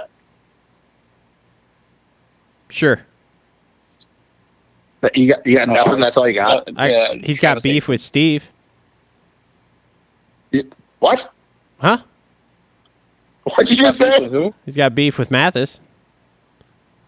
So that's Well, fun. he does. Mathis was making fun of him for saying, you know, the whole fucking time. Nah, Mathis ignored some DMs or something from him. I don't fucking know. Some dumb kid shit. So anyway, Anyways, I just wanted to give him a little bit of credit because I definitely didn't see him being in top 10 any moto throughout the entire year. So the fact that he was, close to the top 5, it's kind of impressive to me. dude, he's been hurt, man. That's what he said in his post-race interview. He's been hurt. He was Whatever. hurt coming out of Loretta's. Last year he had his shoulder. He's been hurt. Yeah, bro. my bike blew up. My dad's a drug dealer. People hate me. I live in Florida. I'm friends with the fairies. We get it. We know, bro. Thanks. Another guy I want to touch base on here. We're kind of skipping around in the top 10. Colt Nichols, 9.5 for 5th overall. That's Yeah, kinda way dookie. better than I thought. I don't know. That's another quietly better ride. Yes. Yeah, quietly 100%. better, but still not anywhere near people were talking about him. No. But that's definitely getting better. I guess I should have picked him for fantasy instead of some other people, but whatever. It's a thing. Can I talk about? I want to talk about the guy that I should have picked on fantasy, which is bullshit that I didn't because he's my guy that I've talked about for the last year. Dylan Just fucking kick it, Schwartz. bro. Yeah, I picked him. Yeah, I know, Cole. Shut the fuck up. Just kick it, bro. Just ripping on that 2003 RMZ 250 motor. Holy I shit. thought it was funny that I was like, of course he lines up on the very inside by the camera, so everybody watching has to watch him try to kick the same thing. and the new fans will be like, "What the fuck is he doing? Why is he kicking it? What is he doing?" Right? And then of course Dad, it is that doesn't a start. two-stroke? And of course it doesn't start. The mechanics kicking it. Oh god, yeah, that was funny. That was real funny But- watching that. Even though he was really good at Thunder Valley last year, let's be real and be honest, talking about what we know the guys have to go through, especially in the 250 class at Thunder Valley, and we like to shit on the Suzukis. The fact that he was even top 15 in both motos off the start, and the fact that he was in top 10 the first moto and running top 10 speed the second moto, dude, that shows if that kid could figure it out, he's a legit top 10 guy all the time. Yeah, he's pretty legit. I think if you put him on a good bike, he's in the top 10 solidly all the time. Probably battling for top Yeah, 5. Give him Styles Husky. Exactly, or give him, give him another. They need more people. Put him on a pro circuit bike too. He rode pro circuit as an amateur. There you go. Here's one. You like Schwartz. You're a Mitchell guy. Who you take? Yeah, man. Oh, I'm taking Mitchell. What kind of question is that? Don't ask me that question. All right, But I'll take Schwartz over the rest of them. All right. All right. 10th Anyways. place. 10th place. RJ Hampshire, 319.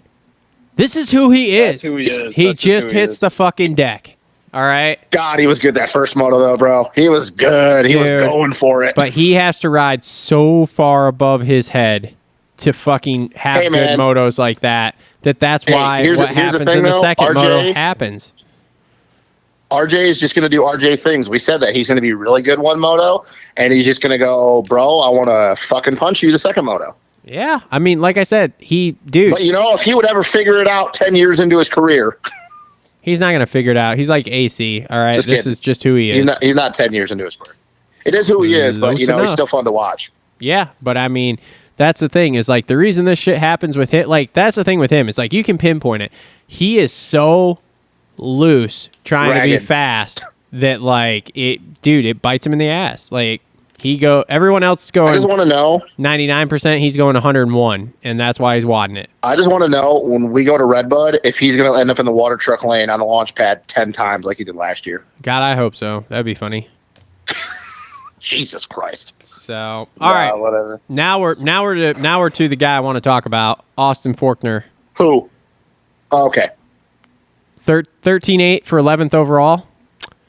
Hey, man. He said don't expect a lot of him in the West Coast rounds. I'm not. No. Don't expect a lot from him, period, now. Why? He, according to Schmolpamex, he told Mitch that he's not in shape. Oh. You broke your collarbone in January. How the fuck are you not in shape? Well, I'm a little confused by that comment because Paul would say otherwise that he was in shape.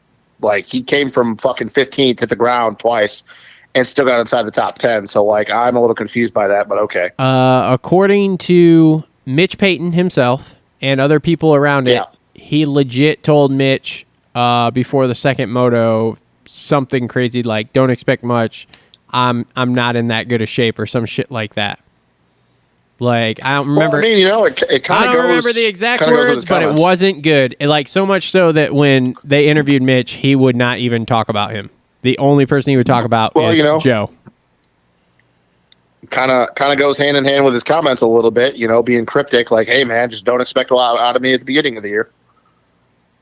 My question is, how the fuck are you not in shape? How is AC not in shape? I don't understand. It's don't a Kawasaki understand. thing. I guess Yeah, it so. must be a Cowie thing for sure. I guess so. It's a Kawasaki thing. Like, hey, maybe we should get rid of some of these trainers and get some real trainers going. Dates with his fucking chick. Hey, man. Hey, let's be real, bro. Let's be real, boys. We all knew that after 2 rounds, the third best Kawasaki in the 250 class would be Jared Stanky. That's a good one. That's a good one. Dude, I told you, Stank Dog, Colorado. Oh, shut the fuck up, Cole. Shut the fuck up. Did I not call that? Whatever, dude. Just because he was smoking a dude before, when he was in the pits, and he went out for pre-staging, and he had a J in his hand. Whatever, man. That's not a Colorado thing. He does that every round. Fernandez was the same. That's why he's so slow. Bro, Frenchie and Porcel, they're boys. He learned from the best. It's how you loosen up before Moto. Oh, I know. That's the connection I was making. All right, so Forkner's not in shape, so he's fucked. Whatever. Yeah. Won't do anything outdoors. Probably still get a ride for next year, which is crazy. Well, he's got that 450 ride, so it's fine. Okay, so this is a crazy connection Weege made, dude. Was like, you would not think that like Tomac leaving Cowie and Forkner not doing good this summer would be connected, but they fucking are. Yeah. Because, I mean, let's face it, as he said, full credit to Weege, I'm putting this all together. If Forkner does great this summer, and Tomac's leaving, but Forkner's won 4 out of the 4 motos, or whatever, is top 2 in the first 4 motos here. We're having a conversation about he's going to 450s next year without a Supercross lights title, and maybe even without a lights title period, but he's got that guaranteed 450 ride, whatever. But dude, the way he's not, it's like, okay, what is the future for Kawasaki then?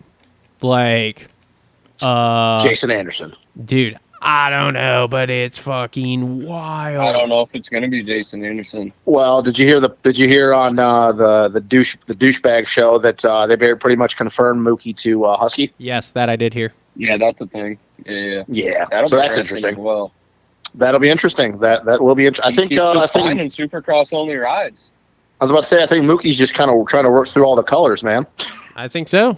I think so. For him, I guess if he's still getting. Well. Yeah, I mean he's been on every bike other than now KTM and Gas Gas. Bike. Yeah, well maybe he'll even be better. I don't know. I'd like to see him 2 years on a full program, dude, because he starts getting good at the end and then goes to a whole new program. Yeah. Yeah. Well, Okay, moving on down the line. Some more Star Boys, Thrasher and Fry, 12th and 13th. I mean, Fry was good that second moto, man. He was up there for a bit. Yeah. He yanked a good start and he ran up front, so that was okay. Which is impressive on a bone stock blue crew. So yeah, man. With 87 octane fuel. Yeah. Have you guys heard the rumor mill that that somebody's been throwing around on online that they took all the Works Kawasaki parts away from Tomac? Like, is that not... Johnny put that. Hopper put out that. Oh, is that who put that out there? I like Hopper, but that might be the stupidest thing. Higher on that. I would say I like him. I'm not gonna really buy into all that, but that's gotta be the stupidest thing I've heard so far. Well, he also put in that video. Yeah, he put in that video. He goes, it's either this or he's burnt out. So let's make that known too while we're on this phone call. That he just didn't say that. He was like, yeah, that could be a possibility, or it could be that he's burnt out. So he just didn't. So, but that's a saving grace, because otherwise, if Hopper gets here for Redbud, I may have to have some talks with him about bro. All right, yeah. We're people that play in those conspiracy weeds, but that's way too far in it for us even. Yeah, exactly, especially in the 450 class. But anyways, anywho. Carson Mumford, better day, 14-14, so that's, better for him, I think. Millsaps is training him now. Been fucking him up, I guess. Oh, God. Oh, God. Here's the thing. Mumford's one of those SoCal bro kids that thinks he was doing a lot, and now, Davey's waking him up at 6:30 to go biking, and he's like, oh, man, this sucks. But they're doing, 2 bike rides a day and the gym. And I'm like, bro, it is season. You're behind. Carson Mumford. I think this is just where Mumford's going to be the entire year. I'll be really surprised if he cracks the top 10 in the moto at all. It's just another example of how fucked up the amateur system is. Of you have this kid coming in and he's touted and he's winning all these races. Yeah, bro. When you have a full blown fucking Geico bike, it's easy to smash all these other kids at these amateur races. Well, speaking about a highly touted amateur kid, I just got one question for you boys. Is Volan still the real deal? Yeah, he had food poisoning. I had food poisoning. Oh my God! So I'm gonna give him a pass on this one. Okay. Well, then when we get after High Point, I'll ask you this boys the same fucking question. Okay. All right. Cool. Did you know? Because you can do the exact same thing at High Point. Did you know that they looked at the data at Fox for that first moto that he was leading, and no one was catching him until his motor went into limp mode? Yeah, no, I know. I heard the exact same thing, and I don't want to take anything. He legit could have won that moto, I guess, at Paula had his bike not blown up. Well, it also was at Paula. It also was at Paula. All right. Well, look, man, we'll see. Maybe the he was food battling with Josh poisoning. Maurice. Maybe the food poisoning wasn't a thing. Maybe not. Maybe just sucked. Maybe the altitude. No, I'm not saying it's not a thing. I'm not saying it's not a thing. I'm not saying that they're lying. That's not what I'm saying. I'm just saying that I've said this after the Paula show, and I said before it, don't buy into the hype too much. There's a lot of factors that go in with him, especially not racing further into his amateur career, and we're going to find out how good he really is. And I think at High Point, it's going to be a lot of the same. Maybe he's a couple positions better, but I don't see the Max Volan that showed up at Paula, that guy, the entire year. I just don't. I don't think he's there yet. All right. Well, we'll see. It's still early. We'll see. Ty Masterpool had some good starts. Running Don't even talk about Ty Masterpool to Cole. Dude, all right. So we'll go over this on the fucking fantasy show, but you guys seen how baller I did, right? I had you did good. DNF a moto. Yep. I had Ben LeMay DNF a moto, and I had me too. Masterpool DNF a moto. Now, me too. If I wouldn't have had that? I was like, oh no, man! I had J-Mar DNF a moto for me. I don't want to talk about fantasy. I had J-Mar DNF a moto. I had Ben LeMay. I had Jesse Flock DNF a moto for me. Well, whatever the fuck bad luck you guys had, mine was worse, so I don't want to talk about it. Yeah, you're just terrible. Dude, I don't know what the fuck's going on. These first 2 rounds, luckily we have a week off, so we're going to... This is just who you are. We're going to go back, and we're going to hit it, and we're going to come out at High Point swinging, hopefully, but it's not good right now. Yeah, you need to get on Roto I'm in 55th place in our league. It's terrible. It's absolutely terrible. You need to get on Roto Moto. I'm going to quit playing. That's all there is to it. I'm glad I didn't pay for Industry Idiots for the summer. Glad I didn't pay for Industry. How about our boy? Garrett Marchbanks? Not bad. Not bad. Dude, Jeff Walker, 31-37 for 34th overall. There you guys go. Boom. Solid. Yeah, I hate to be that dickhead, but everybody behind him being a.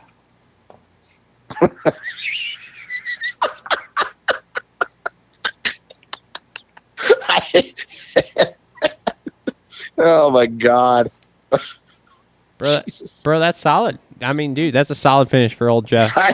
Cole, I love him. Yeah, man. I don't even mean to be rude or anything, but you're kind of a douche. Yeah, that's just exactly how that just went, man. What do you think the vlog's gonna be like? No. I mean, Prebula. Props to Prebula. I was watching the timing at the bottom. Prebula caught him past him, but Prebula had really bad altitude sickness as well. And I'd imagine a lot of guys that didn't finish had that happen. Cole, I'm pretty much buying into what you're saying. It just no, I like how you worded that. I don't mean to be a dickhead, but everybody behind him DNF'd. Who's Connor Visker? I'm gonna keep pleading the fifth. Who's Connor Visker? Whatever. Who's what? Connor Visker from Bellevue. I don't fucking know. There were some of the names that I don't. You got in on an alternate. Yeah. You know when somebody doesn't line up for the second one? Yeah. You just sit there and staging, you got in. Yeah, I mean, he did. Yeah, kind of like Lane Shaw did at Paula. He went DNS 32, but whatever. I mean, like, actually 32, like, that's pretty fucking good. Like, he beat Prebula and Walker. So, all right. Styles Robertson, solid. Jeff also got lapped. I mean, no, Jeff I also got lapped. too much. I mean, you made the fucking cut, which is what a lot of people can't do. So yeah, Cole. Jeff also got lapped. Update on the pro card, Cole, or not yet? It's probably not happening. Oh, I gotta have. That means I'm gonna have to go racing, boys. It says I can do it a different way. I have to submit results from 5 races within the last 2 years and get like a recommendation letter from somebody in the industry. Oh, sick. So you're doing a lot of racing show them all here. the Battle Creek. Yeah, show them all the Battle Creek results, kind of like forge them a little bit, and then your recommendation, just be like, hey, man, Cooksey vouches for me. No, I could probably get a recommendation from the Hoop and possibly Stanton. Oh, there you go. We'll see. Then you're all set. That means I have to go race 5 times. Yeah, that's not going to happen either. No. That'd be a push to get that. That'd be a push. I'm about to wrap this up and get some dinner though. Oh Jesus! All right. Yeah. I mean, I don't have much more. Let's see here. Let me see if Kev's. Oh, one last thing. Barsha's anal gear. Oh, dude, hilarious! Awesome. Like the anal Awesome. gear. Hilarious. God, I loved it. Yeah, you think that guy got fired? I don't know, You man. think that was like a haha? Let's see if anybody notices, or do you think that was an honest mistake? Well, guess what? Everyone. No, noticed. I think that was an honest mistake. Everyone fucking noticed. Dude, Barsha's. They're calling it the Troy Lee ass gear. All over the place right now. Dude, Oh God.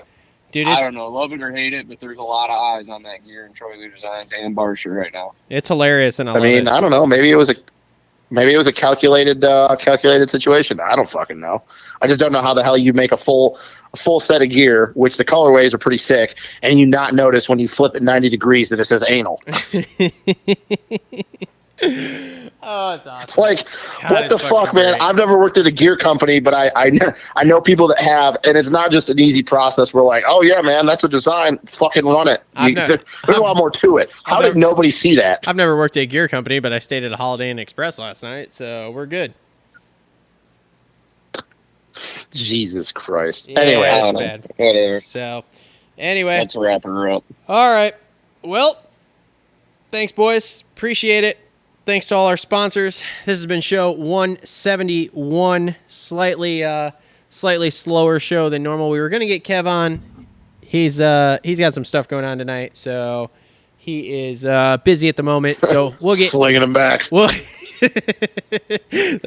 that recovery, you know, he's gotta keep them keep that shoulder loose. So anyway, thanks everyone for tuning in. We will be back. No show next week. Take the week off. We'll be back for the High Point round in a couple weeks. We will have we'll have a normal show. We'll have some people on. I'll get some stuff lined up. So again, thanks to all our sponsors.